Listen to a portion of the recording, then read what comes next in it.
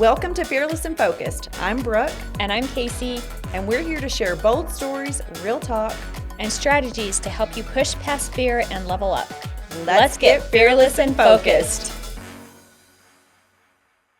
Welcome back, everyone, to part 2 on Fearless and Focused. If you missed it yesterday, we collaborated from 9 to Mom, and that dropped on their channel yesterday, which is Thursday. We're dropping today. So if you didn't catch it, go check that out. Their handle is in show notes. Yesterday, we talked about motherhood and all the craziness that comes with it, especially for busy female entrepreneurs. So it was a great episode. So today we're back, and Danielle and Catie are guests on our podcast, and we're going to dive into business and collaborations and community, all the things that we love talking about on Fearless and Focused. So welcome, Brooke, Catie, and Danielle to Fearless and Focused. Thanks for having us. Welcome, ladies.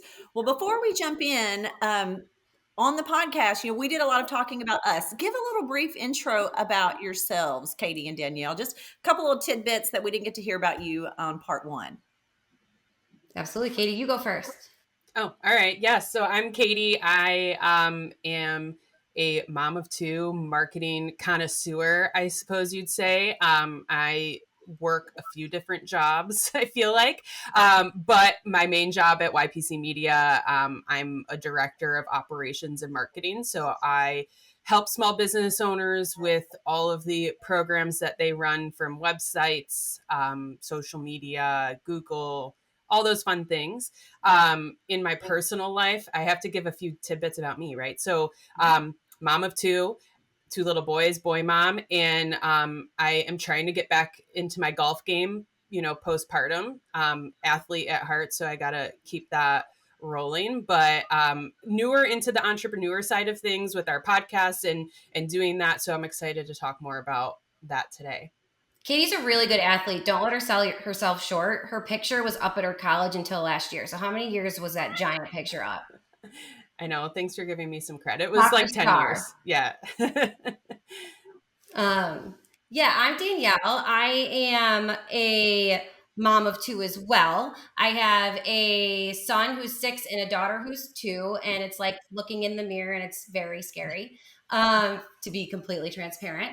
But I also, in my life, I've worked in a lot of different businesses. I was in finance. I was actually licensed for insurance at one point, which is so strange how it's all come back around, but it was in the banking side of things. And then I worked retail for a really long time, and that's where I really found my passion for people and process. So YPC Media started there about 7-8 years ago. It is a family owned and operated business. I was actually working there at the age of like 13 when I was taking Excel spreadsheets. We took the yellow pages and typed the entire yellow pages from every single city and state, because it was originally a directory that sold advertising before we were a full-scale advertising agency. So always been in marketing and media in some way, but really didn't know if I ever was going to get in the family business. I wanted to, but I wasn't sure where my passions were fully going to lie. But I'm so glad I got in when I did, and I met Catie there, and we've been able to start our podcast and really take off, like she said, our entrepreneurial journey. Through the podcast, we found new opportunities.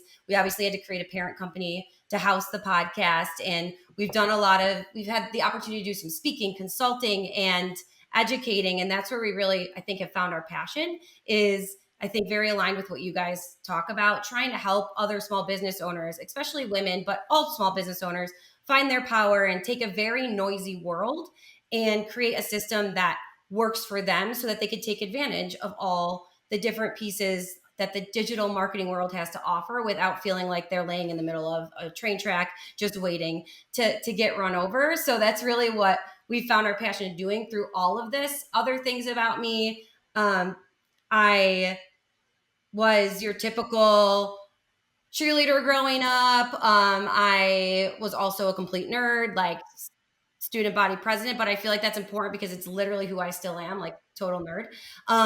I enjoy wine, skeletons, and travel. I'd say those are 3 of my top things. And right now, if you listen to me talk at all on our podcast. I'm very obsessed with K-pop right now. So have you guys watched K-pop Demon Hunters yet? No? Your kids are older? I highly suggest, I'm going to just give a plug. That's You're going to get cut off soon, Danielle, from the K-pop. It's really bad. So that's my obsession right now. So that's just a little bit about me. I have little kids. What am I supposed to do? I can't stop. I love it. Well, you two ladies are definitely powerhouses in your space. I mean, I work with you guys. I think you guys are wonderful. Most of my time, Amaya, who's not here, but like, hey, girl, here's your shout out. Shout out. Yeah. She's amazing. She brought us to Casey too. She's amazing. And you guys have really helped me pull it all together because I had, a couple different agencies in different places and we've merged things. And then my husband was an agent and then, then he sold to me and now we're together and you guys have helped me clean up all of that because people were like, I went to your wrong agency and blah, blah, blah. So now like it's all coming together and we're starting to do some things with Google Ads. And so you guys are amazing. So, thank you for that. And that's one of the reasons that I wanted to do business with you guys because I knew it was a family owned operating company by women. Hello. So yes. It leads me into women in med. Hello. Let's start over. We got this. Male-led industries. So for me and Casey, like we've lived that for a long time being in insurance. And I know in media, this is something you guys deal with. So talk about how that came about and how you guys are, presenting yourselves differently and just kind of tell us that journey. It's been an interesting experience, if I'm being honest, but it's been really fun and I think rewarding. Catie and I started at YPC at the same time. She was definitely in the wrong position and I was definitely in the wrong position when we started. So when I came in there, the entire C-suite was men and, just all men. There was one of our directors now, she was part of leadership, but never fully like leadership yet. Like they appreciated women, but the C-suite was still male because it's media and marketing. It's a male-led industry. So when Catie and I came, we both started on the floor, like in positions, learning. And I remember sitting there and being like, I need to learn everything there possibly is about marketing. Like I want to know everything. I can't sit and wait for it to happen to me. Like I need to learn. And through that process, I actually started I traveled up to 36 weeks pregnant, learning. And then me and Colton started traveling for YPC when I was 3 months out every week, Monday through Thursday. I took him with me. Just because like I wanted to be in it so bad, but I needed to break the barrier. Even though it was family, most of it still took me some time to really break through the barrier and kind of develop it. And Catie helped me along with another, someone else on our team, Nancy. I don't know if you've ever talked to her, but basically we rolled out something called the Entrepreneurial Operating System at YPC Media. They had touched on it before we came in, but women, we get shit done. So we did all the research and rolled it out and it really transformed our company. And now we're over 50% female on our leadership team, which is so cool. And we've been able to invest in things like She Leads and these experiences where we're with other women in male-led industries. I'll never forget when Samantha came on and she was like, yeah, there's all these, khaki pants and here I am, right? The khaki pants. The khaki pants. And I don't know, I think it was really hard at first for me. I started buying books about women in leadership and really like The Man from Taylor Swift was my number one played song for one of the years, just because just really trying to get in the place of like, if I were a dude, what would I do to get myself to the table? And I mean, Catie, you did this for yourself too. Yeah. There wasn't a seat for me at the table. I invited myself to the table. I pushed everybody over. I said, I'm going to sit down for a minute, not disrespectfully. I earned it, but I had to build it myself. And I think that's kind of how it always works in male-led industries. Yeah. And I think that is perfect, Danielle, is that we found each other at the beginning of things and we're like, okay, wait a second. We see a different road here that they're not seeing. How do we get them to see it? And we kind of banded together, like us women. And we were like, guys, khaki pants, let's get on this path because we can see a vision here of something a little bit different and some different avenues that we can do. And it was really less scary to do it with other women. So like it's a huge thing now moving forward that Danielle and I try to do is we're trying to be more involved in women-led networking groups, communities, because it is less scary when you're surrounded by other powerful women, and when you can find them and you both can get to a goal together. It's really cool. And Danielle and I just naturally, like from the second that we met, we kind of were like, okay, wait, we are the yin and yang. How do we grow from here? And when I came in, this was YPC's been my first experience in that, leadership positions. Otherwise, I've been at other agencies. I've been in corporate brands where it is so male dominated. And it's, they don't look at you as, the possibility of the next director or the next, whatever that may be. And like when Danielle and I kind of got together, we were like, Danielle's like, here's my seat, and I'm pulling up a chair for Catie too. I'm pulling up a chair for here, like, and just kept being, we were able to lift each other up in those moments.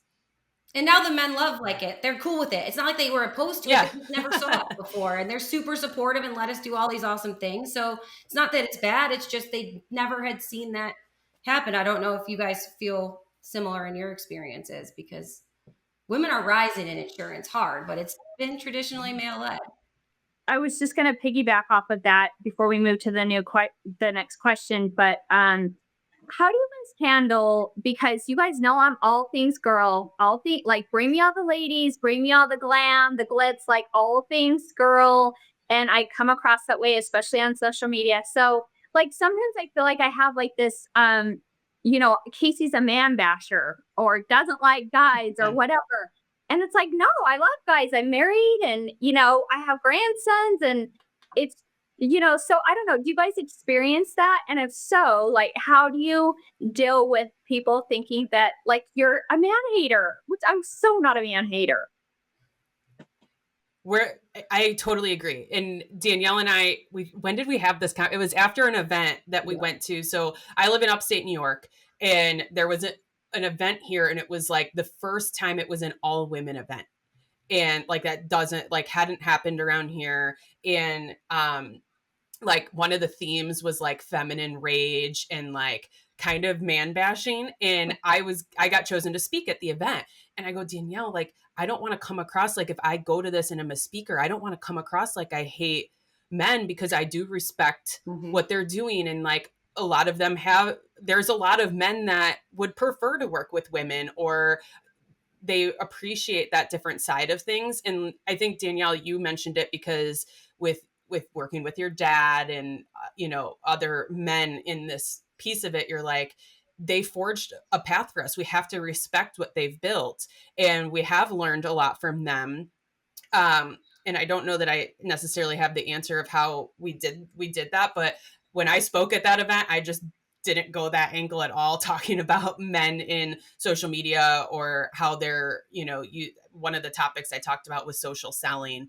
And it was just, I kind of steered away from it, but it is interesting because these women groups keep coming up, and then men will be like, well, there's not men groups. And I'm like, well, there's country clubs and there's like, it's kind of the same thing.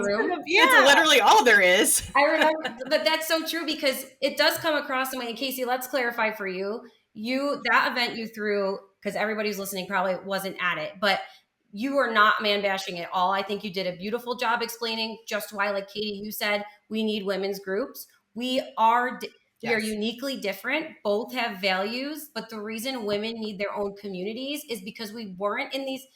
It's been a while. We've been making headway, right? But we weren't in these positions before. And like, you can't deny the fact that we are wired differently. It's scientifically proven. We think differently, we act differently. And honestly, the way we process, there's that joke that men have boxes, right? And they'll all say it. They'll be like, I have my nothing. My husband was like, I'm just so glad I have my nothing box. And his nothing box is just golf, to be completely honest. But like, it's a nothing box or it's work box. They do a much better job, and they don't feel guilt when they turn one off for the other as frequently as women do. And when we become moms, add that on to the list. So you become a mom, you have all these different things. My school already has Spirit Week next week. Like, what? So you have all these things coming in, and just like they have country clubs or their community, we need those communities to be able to feed off of each other and ask questions. I can't ask a guy with no kids, how do I navigate the fact that my children have early release day tomorrow and daycare doesn't start till this time? Like, what do you do? They're going to be like, I have no idea. I have a dog and he goes to puppy daycare, and it's fine. That's totally fine. But it's just, there's a difference between man bashing. And I don't think what you do, Casey, is man, but you're always promoting your husband's business and what he's doing. And that's where I think you show respect to men in your business. It's like, we need them too. Because it's not about if you're a male or a female, it's about what can you bring to the table, and we can bring different things to the table, but that doesn't change the fact that we need like situational and minded people to help us grow. Right. So that's like how we navigate it. Even though the quote at that one event was really funny. The confidence of a mediocre man, we were dying. But like it's that was that. Yes. But it's just different. Well, it is different. And like you said, there's been boys clubs around forever, but there really hasn't been a lot of girls clubs. And I'm a huge guys girl too, because like I like sports and I like to talk about all that. Some girls like don't, right? So it is a different perspective. And I think bringing both of that to the table, like kind of leads us into collaboration, right?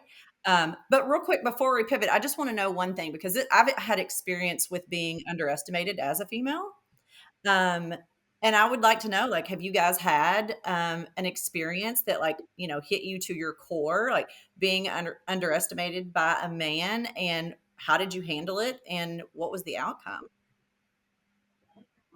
Whether it was in business or you're smiling like, oh my God, I have a story. I don't know if I can say. Yeah. It's a tough one. I think that even in this business coming in, like originally, I know that there was so much respect for what I did and who I was, but I was automatically put into. I came from retail. My store that I left when I came to YPC was, retail is different. It was $51 million. I had 250 employees. Like I loved working with people and navigating. And I came in and I was put at a desk and told to like do something that wasn't authentic. I'm not above doing it. It just wasn't the best use of I learned a lot. So I did it for a while just so I could learn. But I kept saying like things would come up, like we'd merge with a company, or there was a specific situation. And I was like, I am the right fit for this job. Like I can do this for you. Trust me. And I wasn't chosen to be part of that group.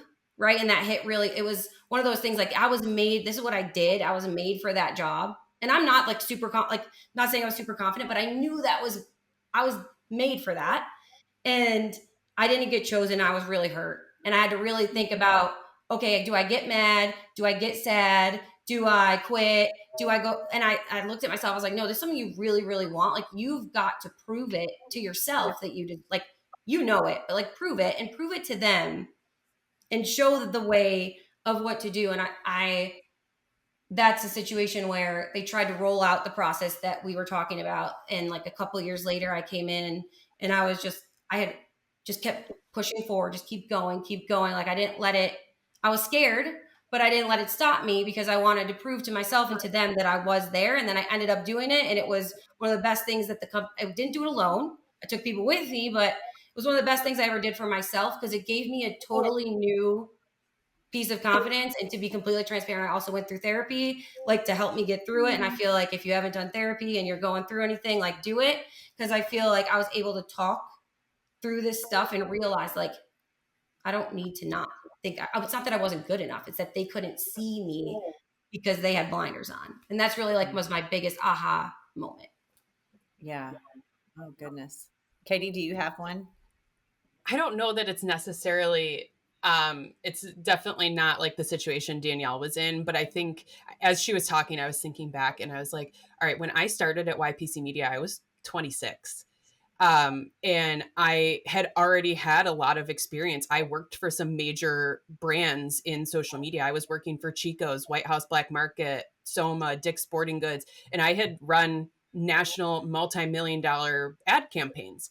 And when I came to YPC, I was trying to get back into some local things here in Rochester. And like Danielle said, I started and I was in the wrong position. And no matter what I did, whoever I would talk to, like, it was like they didn't see it. and they were like, this is just a 26-year-old girl that thinks she's got some street cred, and we don't really know. And it really ended up being, you know, a little bit of a lack of education in that specific area. Like when I came in, you know, social was still a little bit newer to the game, especially for small business owners. You know, that was at the bottom of the barrel of where am I going to put my marketing dollars? They were still just paying for leads.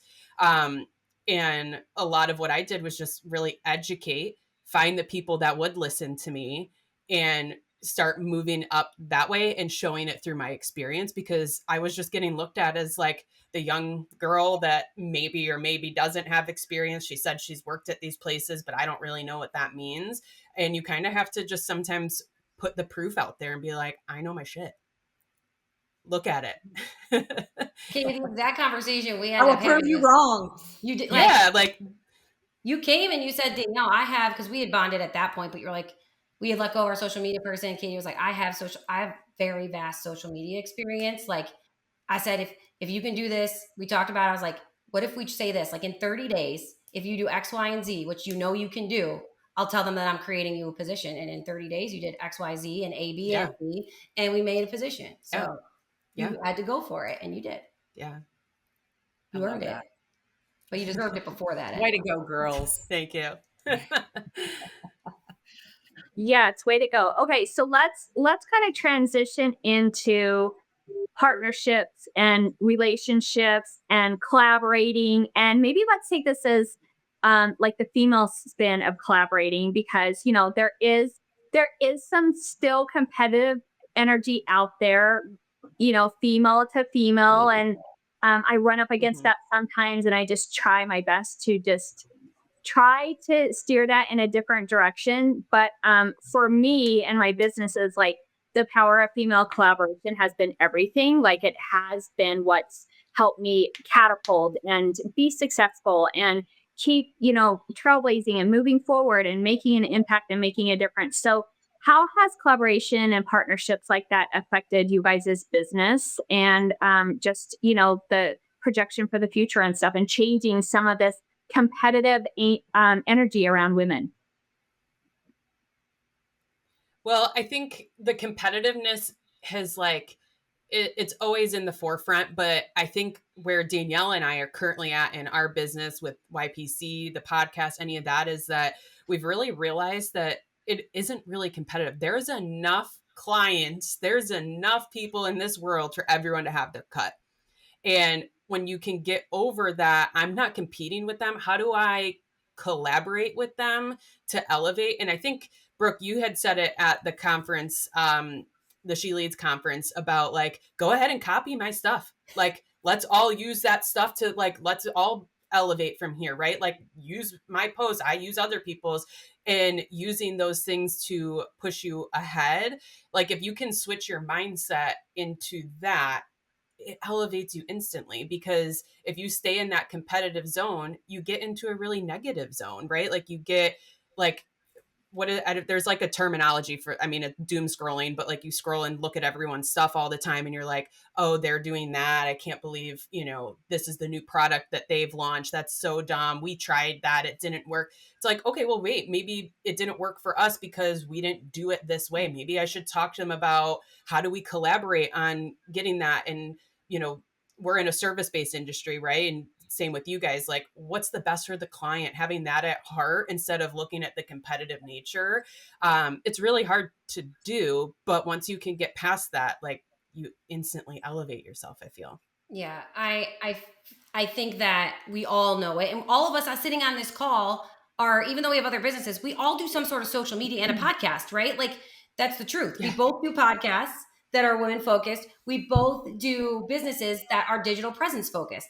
But sitting here, instead of looking at it that way, like we're like, oh my gosh, like you guys have so much value that you bring to the table, and we can learn so much from you guys, and hopefully from each other. And I found myself like, Casey, just collaboration with women.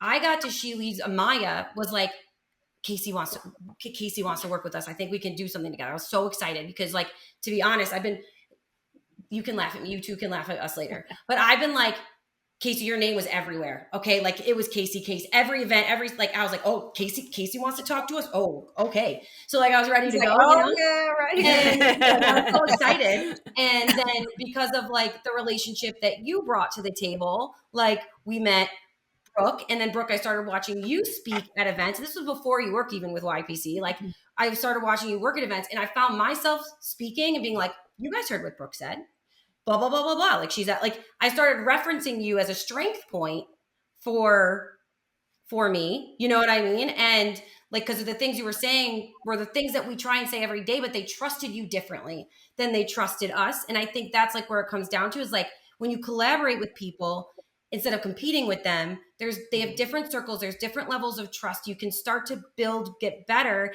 and then you meet all these cool people. Like Catie, I was on a call yesterday with Samantha because I'm going to go do an event with her on SEO, and it's just so cool that.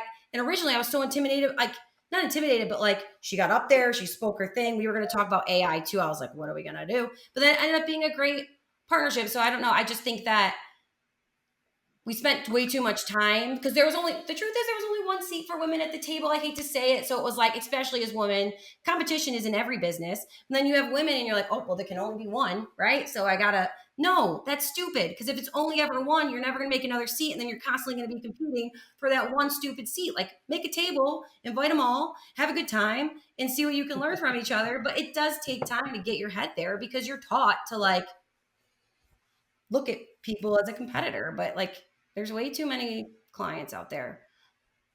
But I don't know. What's the there's a saying that's like, you can give someone the recipe. That doesn't mean they're going to make it exactly like your grandma. You know what I'm saying? Like nobody can Yes. recreate that. So it's the same thing. Like why reinvent the wheel? Like here, yes, this is what's working. Go make it work for you. Right. You're not going to sound like me, Catie. I'm not going to sound like you. Same Right. thing, Danielle, Casey. Like we all can like the same things. I think that's a huge piece that I feel like men and women need to get over. Like, I think there has to be one. There's so many people in this industry, and especially social media and entrepreneurship, that I, envy, that I inspire to be like, and, I'm like, I don't want to be exactly like you, but I have takeaways that I'm like, how Yeah. can this work for me? And I just don't think that way. So it's hard for me to, be in that, like, I'm very competitive, but I'm not competitive when it Yes. comes to something You're like competitive to yourself. You want to be better. And I think we all love Mel Robbins. And she talks about that. that, like Oh, she talked about that in the book, about like take their blueprint. And if they did it well, stop getting in your head and being like, I'm like, that's a beautiful blueprint. They figured it out. Take it, make it the recipe, make it yours. Like, and I think I see that more now than I see the competition. I don't know if you guys feel that way. And you guys are in insurance. So I don't know how you do it, because it's literally, that's such a unique thing that you could give us like your feedback on, because you partner with so many of your peers to make each other stronger. But of course, like there's this agent here and there's this agent down the street. Like, is it harder in that industry? What does that feel like to you guys? Or do you feel the same way? You mean from like a business standpoint of like, yeah. I don't feel like it is. I do feel like there are a lot of agents that feel that way. They don't want to give away the secret sauce, but like we have, I have a really good friend, like she's struggling this month. She's right down the road. Like she is right down the road 30 minutes, and so we pull from the same, Arkansas is not that big. But I saw her struggling, and like we're going to and I'm like, and me and Casey both went into action to helping. Here are the things that you can do, right? Here are some of the things you can do. Go post on social media, say this, go, pull this report, run this. I don't feel that, but I do feel like a lot of people feel that way. And I think it's because they're just stuck in that mindset. Like if I give my information or what I'm doing that's working, it's going to take away from me. Yeah. And I don't believe that's true at all, because I think there's so many people, like if you had the abundance of people that come in, you wouldn't be able to handle it, right? There's 3 million people. I can't 3 million clients. Like that's how many people live in this state. Like there's plenty for everyone. Yeah. And I think your mindset, like Casey, you went and got your chakras aligned. We talked about that on the last episode, but like your mindset, if you believe that you're going to have abundance, and I always would be laughing at like people, I'd be like, oh, that's not true. Like that can't be true. But it's true. Like the mindset you put yourself in, like if you're like, there's plenty out there and there's abundance for me and I'm going to share because someday I might need to be shared with, like it does come back full circle when you do it that way. But I feel like you said some people get nervous, but until they experience it, like you doing that for a peer, they're gonna be like, I remember this happening for me. So when that happens to someone else, they know they're gonna be like, I want to do the same thing for them, because it's gonna make, and it makes you feel good. It just makes you feel good inside to know that you were able to help somebody else. Yeah, absolutely. It's so true. Yeah. And it is all about mindset. Okay, so let's wrap up with, we also have a question that we ask all of our guests. So our question that we ask our guests is, what does fearless mean to you? So Catie, what does fearless mean to you? I did my homework because I'm so type A. I was like, I need to know what they're going to ask. So I did have some time to think about it, but I think to me, being fearless means being authentic. And if you are confident in you and you're being authentically yourself, like you'll have natural fear, right? But you're going to feel better doing what you're doing because you know that you're staying true to yourself and you're confident in who you are and what you're bringing to the table. Oh my gosh, you nailed that. Because if you imagine if you're A trying plus, to, yay. imagine if you're trying to act like someone else, how inauthentic does that feel? Right. So right. that's amazing. I love how that's beautifully put. Yeah, Catie, I feel like we should just end on that, you know? No. You didn't do your homework, Danielle? Come on. It's me. I did some homework. I mean, it's not as much. It's you fine. did. Well, I'm about to see the pants kind of girl, don't you know? It's okay. It's okay.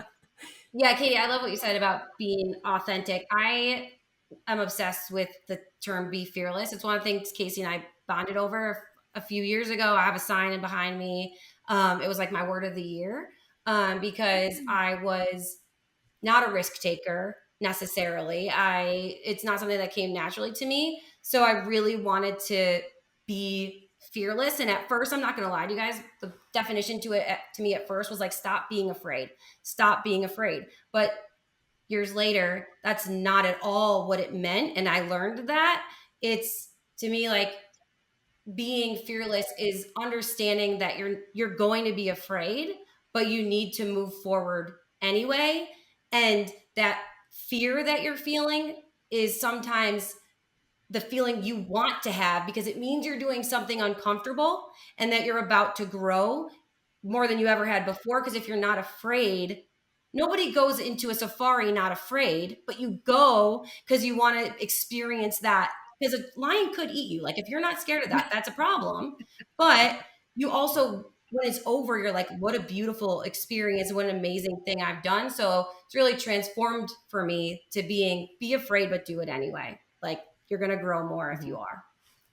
Yeah, I love that so much. Well, thank you, ladies. Give us your handle, give us all the ways so our listeners can follow you and watch part 1 if you haven't. What are your handles and how can they connect with you?